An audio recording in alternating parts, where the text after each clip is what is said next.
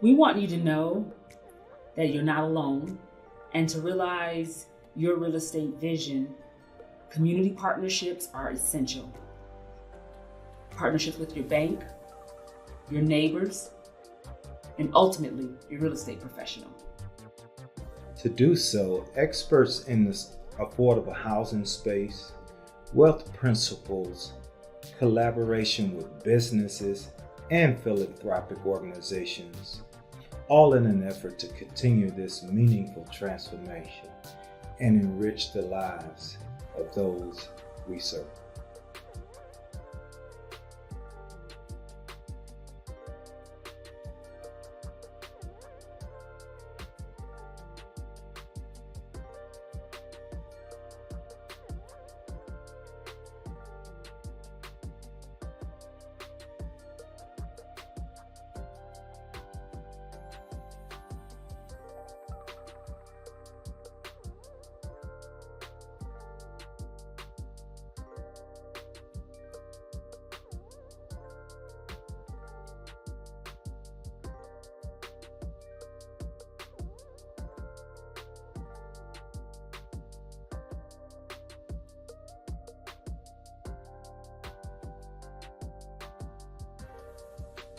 We are here.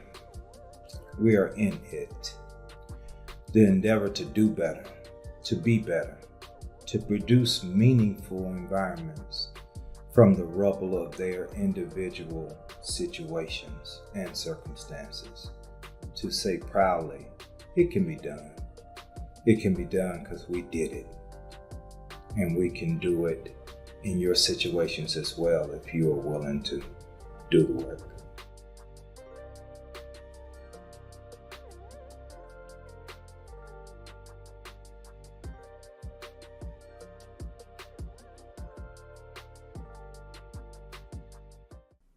Hello, this is Felicia Moore, your host for Realty, Resources, and Realities. This is a production of EXIT Realty West Midtown. I'm so excited to be the host. We will be helping you and, helping ourselves to understand what your needs are out there in the community.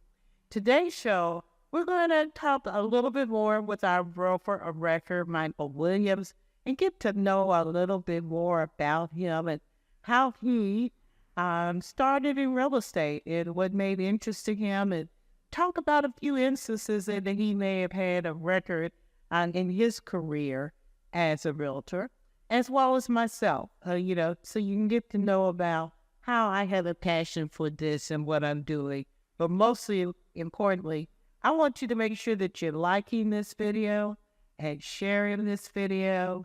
And please hit the notification buttons because you will see when we come on so that you can join in or catch a replay. It's important. We want to get this information out to the greater community. And to do that, it's going to take your help. It doesn't cost you anything to hit the like button. And we will appreciate it. Hey, we are back to do it. And I want to take this time sort of to kind of go back. Okay, and just tell us a little bit about, who you are, how you evolved into becoming a broker of record. Absolutely. As we talked before in the past, I'm just a small town kid with a big town dream and a big town heart for service in our communities. And when I set out, what is our wonder? What is my niche? What is that I'm going to do with this life that I've been given, right? So I thought initially I wanted to hang my own shingle and be in a therapist space, right? So I pursued education along that line, and then after undergraduate, I said, I could do the same service in the business community. So I went and got a business MBA in business. So that I could serve. So that's a little bit about me. Grew up in Chattanooga, and many people in my area had the home ownership, knew how.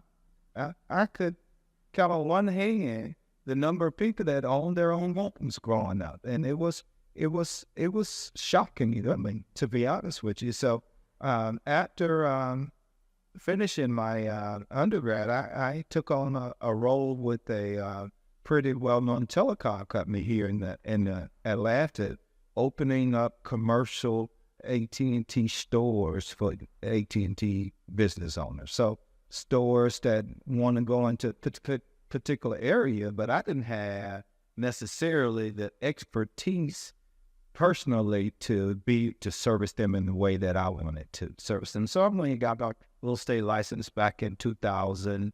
And we got licenses at the same time. The same time. I got a license about 2000 because I want to understand the area of median income. What does that mean? AMI, area of median income. What does that mean? And traffic, drive traffic.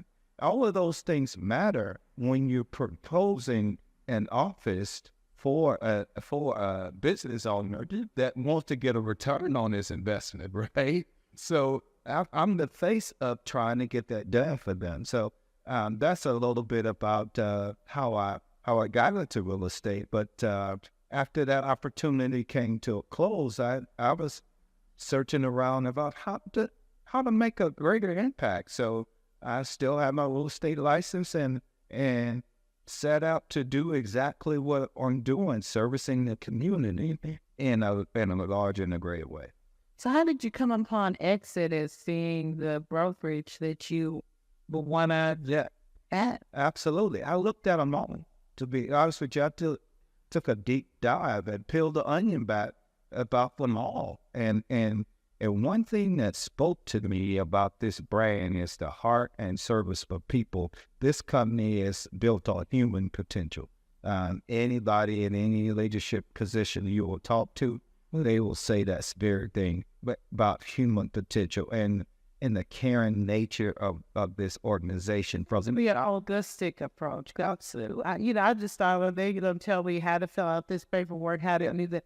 But I do see a lot of personal, professional development. Absolutely. That has more of a holistic. Absolutely. We had during Women's History Month, our co-chairs, Tammy Bonnell, come to our office. The co-chair of the entire organization in our office, in these seats we're sitting in.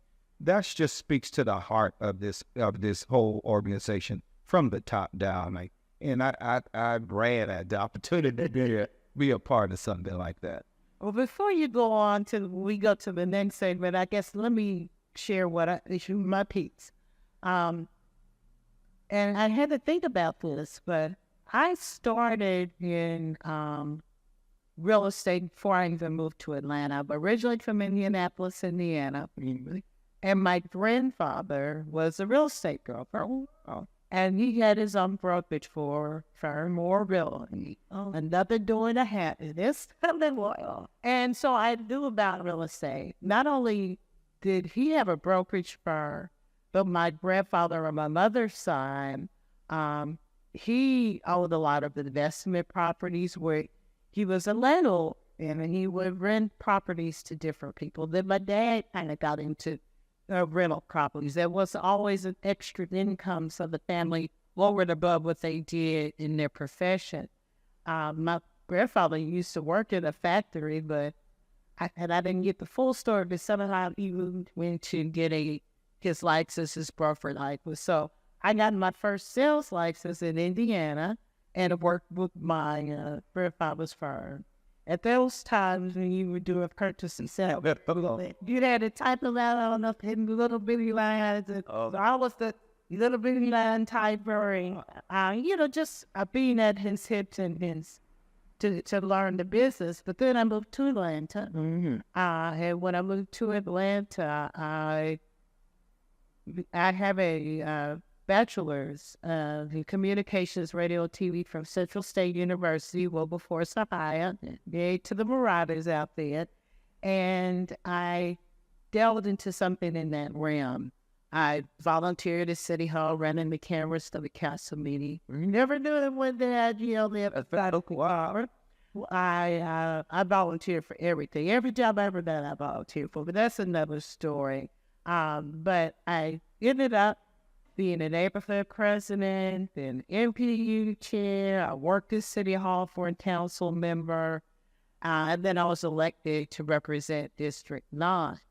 So after I got elected in 98, during that time, I was doing had my own business. I was doing public relations consult.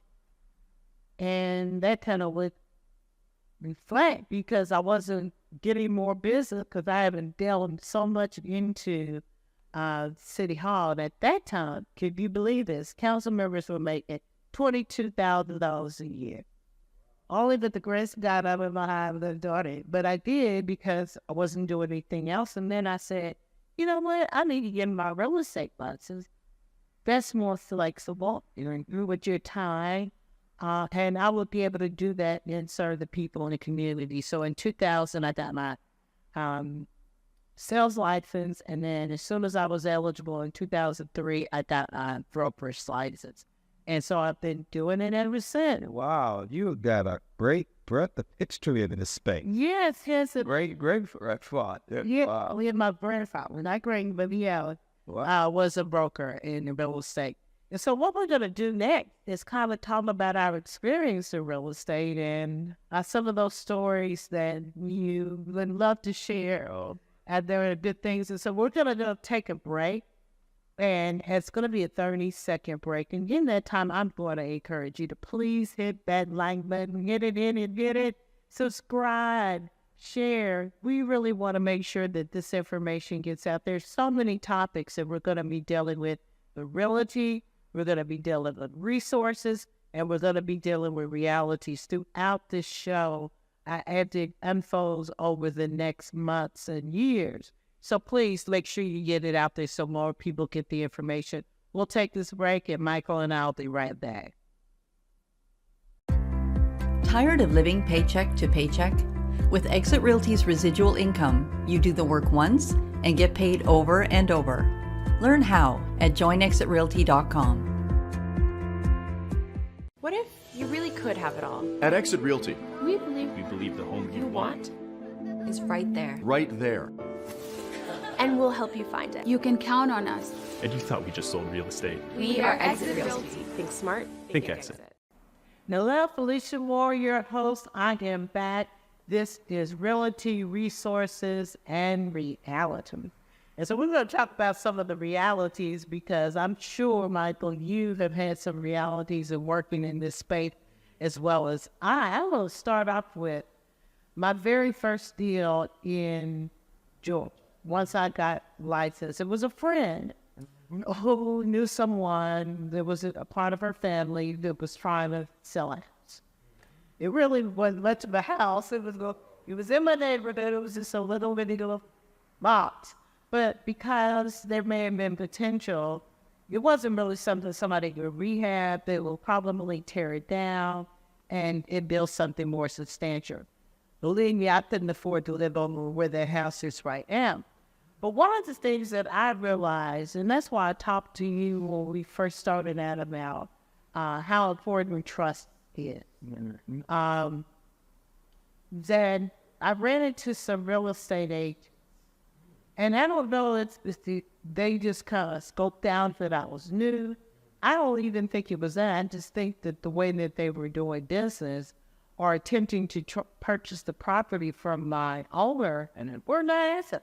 Right. And, you know, we all know the rules, but people try to skirt them. And that would have been a time I had to tell my client, you know, here's an offer, but they're doing this and that, or trying to get me to do some things behind the scene. Right. I am not going to betray the trust of my client for a few dollars. Right.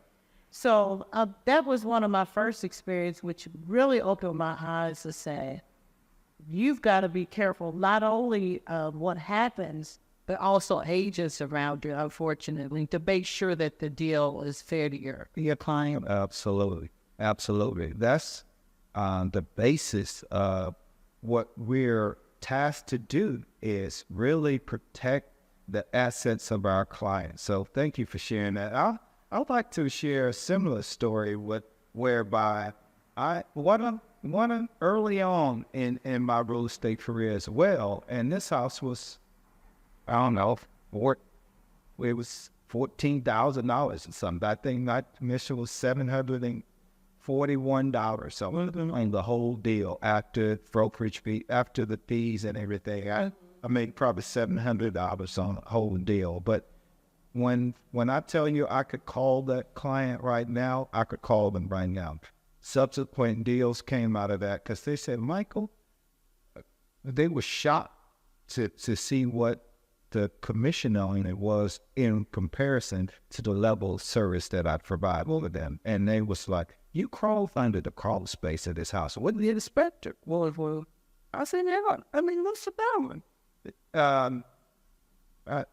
It's no, you said you wanted to see it. You wanted eyes on it because they said there was some foundational issues. Right. They wanted to show somebody, and you was older, and I could do it. I just needed to put on some shorts and some t-shirt and get out of there with them. I mean, it wasn't a big deal. I mean, she said it was to us.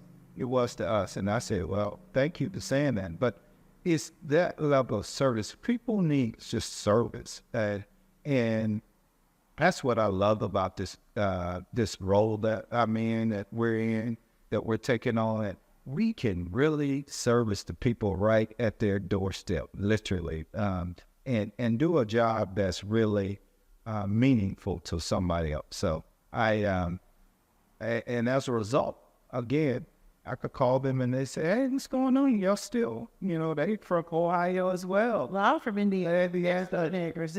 But they're from Ohio and they take a trip and I check on their family and their kids and their grandkids, and it's just a good time. It's like you're part of the family all of a sudden because you worked on deal after deal after deal and they know what to expect when they call you. Just as an example of that, I had a client that was selling a small commercial piece, actually on Hollowell Pkwy. And we worked that deal. They had to sell it in a particular frame of time because they owed the SBA money. We had to do a little maneuver to do some things, to file bankruptcy, to be able to hold it off long enough to get the sale. We got the sale done. Out of that came one of the family members wanted to buy a home for first-time homeowner. I ended up with that sale. Then a friend of the family had another commercial piece years down the road. And I ended up getting a referral on that commercial sale. And now the children have grown up and are looking to buy a house. And I look to be the agent with the family. But so that shows you if you service people and you go with them, you go the extra mile with them, you're in it with them. Right, you patented it. You found it. Exactly. And whenever real estate questions come up over the years, I just answer them. And whenever they need the service, they will provide for you. But I got another story too. And this is one when I was a council member. I've done video, but this one of my constituents called, and they said, Felicia, I'm calling because I trust you. That's number one. Wow. Someone was trying to buy a lot next to mine. Okay, well, how much are they asking to give me? $5,000. The $5,000, that sounds kind of low. Let me tell you something. Let me look into that. And I looked into it, did a CMA, as we talked about in the previous show, comparative market analysis. Found that what was selling for the same lot size she had was $50,000. Now, had she not had it, and I always tell people ask for another opinion. If she would just say, oh, $5,000 and sold it, she would have been out. And so I got her armed her with that information, and I armed her with Sancton. And I said, I can list the property and put it on sale, and they'll probably buy it. I said, but then you'll have to pay me a commission. She was a senior, she was moving. It wasn't worth all that to me. I said, this is what you tell. I said, now, if they don't act right, then you will put it on the market. Armed her with what to say about how her property was, whatever. She went back and forth with them. She ended up selling it to them for $60,000. So she was able to keep it. She didn't have to pay any additional fees. But that kind of is a part of the thing that we really need to do this show. because people need to be educated. Absolutely, absolutely. There's case after case where someone that's in our space that can operate in ethical, trustworthy manner, the business is gonna take care of itself because how we do what we do every single day. We talked about in the prior show, 80+% of people don't use the same realtor, and that's an alarming number because it's just the ethical principles. There's some things that's lacking in a lot of ways. So I have a similar story going through with a client, and she thought she wanted to build ground up, and we looked at lots and brought in some professionals to assess the lots and surveys and all the things that it takes to build that lot, and then I took a step further and went for them to say, okay, this is what it's going to cost to build this property. And right now, contractors are hard to come by, so it's probably going to be a 20-30% markup to get a good, reputable contractor. So after that analysis, we ended up walking away with say, okay, let's buy something built that we can put our own personal touches on, and would probably save that 20-30% markup. Doing that and bringing resources to bear, really listening to the client's needs. Yes, you wanted a home. They wanted a nice size home. But at the end of the day, they wanted somebody that represented their best interest at heart. And that's what we do in a sense every single day. We find out assess what their needs are and try to best represent that as best we can. And I love your example of how you got and went under the house. I probably one of those. Without a nosebleed, I just want to think of myself. Right. But going that extra step and taking that extra step, it reminded me of a home that I sold, and the owners happened to be out of town, and I was. I just like to just drive by my properties every once in a while, but just to check out, and I happened to go there to find that the tree had fallen on its. Oh, wow. And so that whole time, and they thanked me profusely. I was the one to make sure I got a neighbor, he got up there, we got on target, because you got to protect it as soon as you can. To be able to protect their property while they were on their way back to be able to get the insurance company to do that. And that's why you say the heart for the people. I knew that they were out of town, and they're probably nervous about the house, taking the pictures, making sure they see, but we got it under control here, do what you need to do. And that's what we want to do, provide that information to you, provide the service to you when you need it, you and your family. So please always think of EXIT Realty West Midtown when you have your needs. Also, if you're an agent out there, please consider joining the EXIT West Midtown team. You can contact me for more information at AskFelicia www.westmidtown.com, exitwestmidtown.com, tongue-tie. And you can also do that if you have show topics that you would like for us to discuss. I want to share with you a brief video from our corporate office for those of you who are agents out there that may just want to explore some more opportunities on where will sit for you as an agent. And we'll be right next. Residual income has been an absolute life changer for me, and it's been a shift in my mind as well from becoming just a transactional agent to an entrepreneur that has multiple income streams. Residual income is a different revenue stream, and it's designed to fill in the gaps between your paychecks. The ability to earn income in between closings or while I'm on vacation has been a great way to leverage myself. Residual income for me, it's just that extra security. EXIT Realty Corp International has paid out over $500 million in single level residuals, and it's just absolutely fabulous. So you do the work once, you're looking for people just like you, and you're working together arm in arm to build this future for yourself and your families.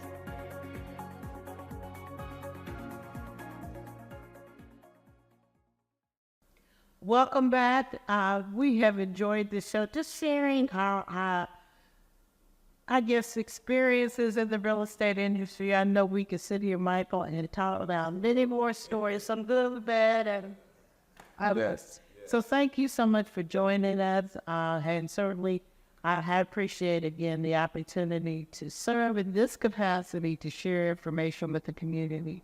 And I thank you for joining us. Again, please reach out to me at AskFelicia at exitwestmidtown.com. I will get on your topic, get it on this show, or answer you offline. We are here to serve you, and we have a heart for you, our community. Also, please like and share and subscribe to this video. Thank you so much for your time, and we'll see you on the next one. The next Realty, Resources, and Reality. Have a good evening. Hi there. For Wisdom Wednesday today, I want to talk about empathy. Empathy is actually a strength. This entire organization was built on empathy, that empathy orientation of putting yourself in someone else's shoes. In fact, it was built from a position of love, building a company based on human potential. But I think that it couldn't be more important than it is today to have empathy for every single human being. One of the best ways to do more business and be part of your community is to just reach out, see how everybody's holding up. Make sure that you're adding value to people's lives and help them regardless of what the circumstance or the situation is. We see such divide today, and we really, especially an empathy-oriented company, we're the family we chose. EXIT is the family we chose. We chose to be part of this special organization, and we talk about it all the time as part of a family. We have blood relatives, and then we have the family that we've chosen. And you're in a community that you probably chose to be part of too. And so I think it's really important to have empathy, lead with a position of love, and probably it's actually the best way for you to increase your business and increase your quality of life.